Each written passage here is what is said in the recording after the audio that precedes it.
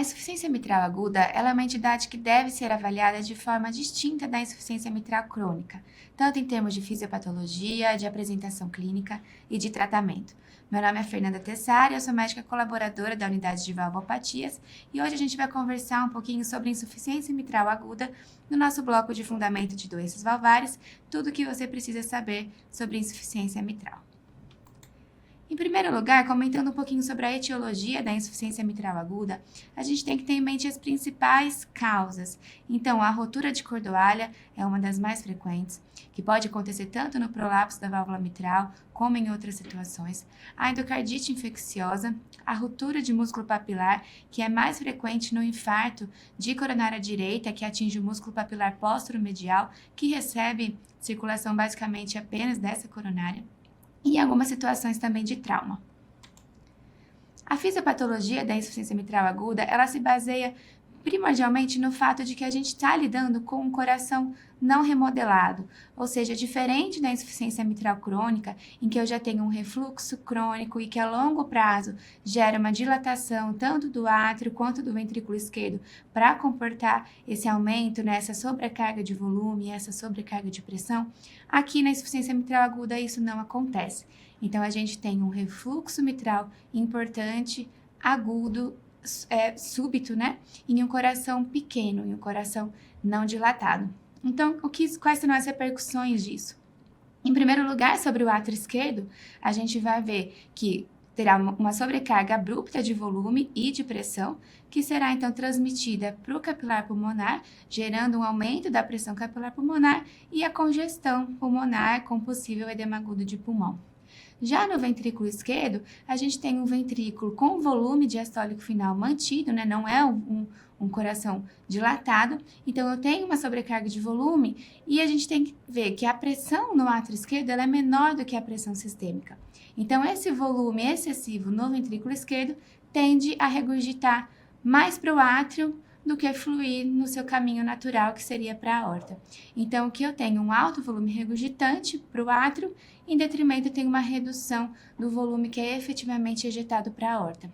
E, portanto, a gente vai ver uma redução do débito cardíaco. Então, aqui a gente tem que entender que na insuficiência mitral aguda, a repercussão é tanto em termos de circulação pulmonar pelo átrio esquerdo, como também em relação à circulação sistêmica, ao débito cardíaco por conta dessa dificuldade do ventrículo esquerdo de lidar com esse aumento de volume. Então, no quadro clínico desse paciente, o que a gente vai ver? O principal sintoma vai ser a dispneia. Em geral, como é um quadro agudo, súbito de insuficiência mitral importante, essa dispneia geralmente vai acontecer ao repouso e, claro, piora aos mínimos esforços. A gente vê ortopneia, dispneia paroxística noturna e muitas vezes o paciente chega para a gente no setor de emergência com edema agudo de pulmão. Já nos casos um pouco mais graves, a gente vê já sinais de deteriorização hemodinâmica. Então, o paciente vem taquicárdico, com hipotensão arterial, muitas vezes apresentando arritmias, que pode ser tanto atriais, mais frequentemente, mas também podem ser ventriculares, dada essa deteriorização hemodinâmica, e muitas vezes chega para a gente já ou evolui com um choque cardiogênico franco. Na insuficiência mitral aguda, em relação ao exame físico, o que a gente vai notar é que, diferente da insuficiência mitral crônica, em que a gente comumente tem um sopro holossistólico, quando ela é importante, aqui no caso da aguda, a gente geralmente vê um sopro protossistólico.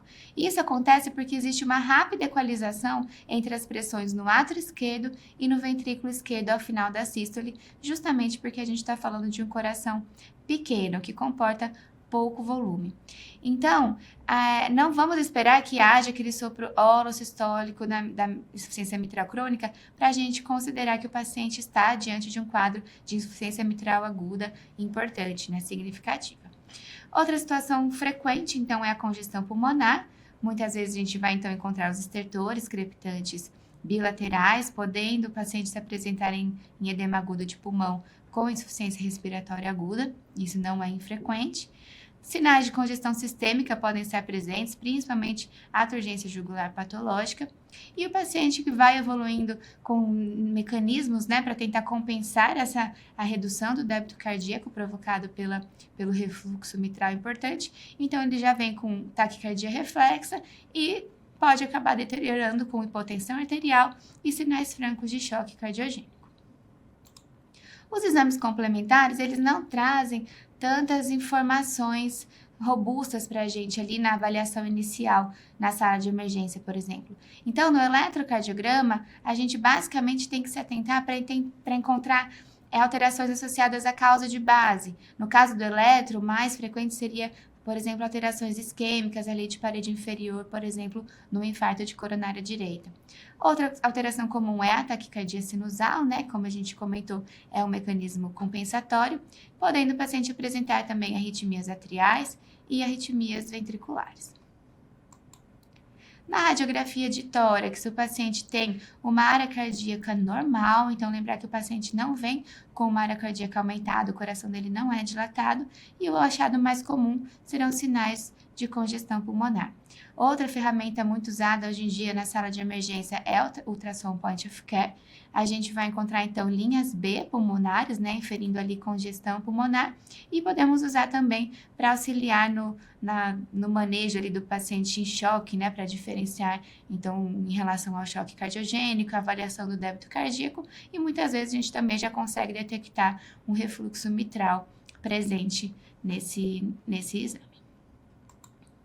Já o ecocardiograma, né, é a ferramenta fundamental para avaliar todas as valvopatias. E o que a gente vai encontrar na insuficiência mitral aguda? Então, de novo, as câmaras esquerdas elas estarão normais ou no máximo discretamente dilatadas, tá? Por uma alteração aguda ali. Se eu tiver, por exemplo, um quadro de infarto, um quadro de isquemia, a gente pode ver alguma alteração ali na parede relacionada a isso. Veremos o refluxo mitral, importante, e uma coisa que é importante a gente notar, a fração de ejeção, quando ela é calculada, muitas vezes ela é superestimada.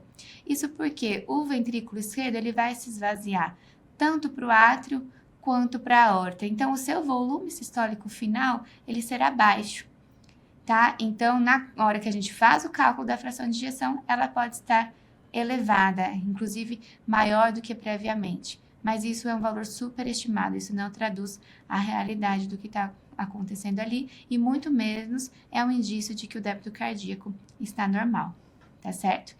E como a gente já comentou um pouco aqui, o ecocardiograma também nos ajuda a definir a etiologia, seja por uma disfunção segmentar, avaliação ali de uma alteração no músculo papilar, pensando num quadro isquêmico, ou então uma vegetação na válvula mitral, uma perfuração, sugerindo ali um quadro de endocardite, por exemplo.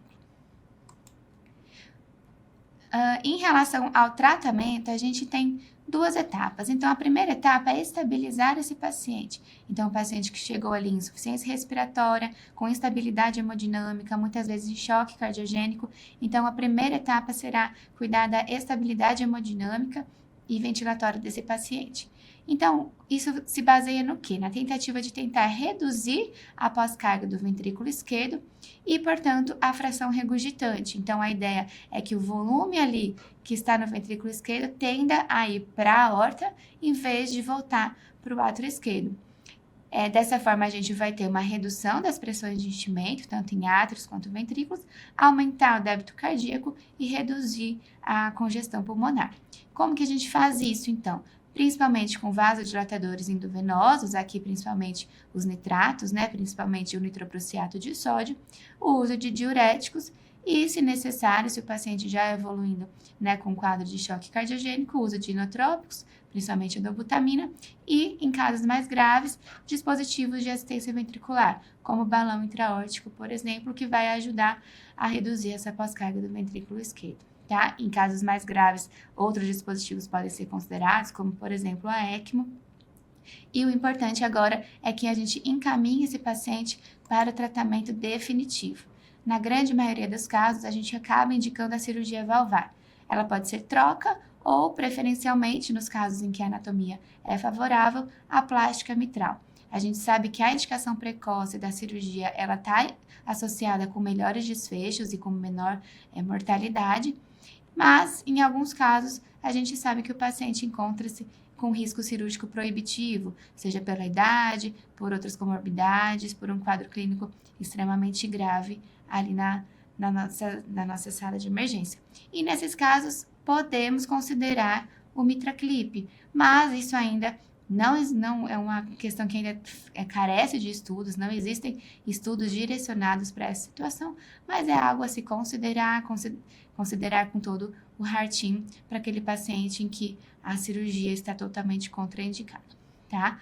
E além disso, claro, a gente tem que fazer o tratamento da causa de base. Então, se foi um infarto, a gente precisa encaminhar o paciente para revascularização. Se é um paciente com endocardite infecciosa, a gente vai usar os antibióticos e fazer todo o manejo conforme a etiologia de base.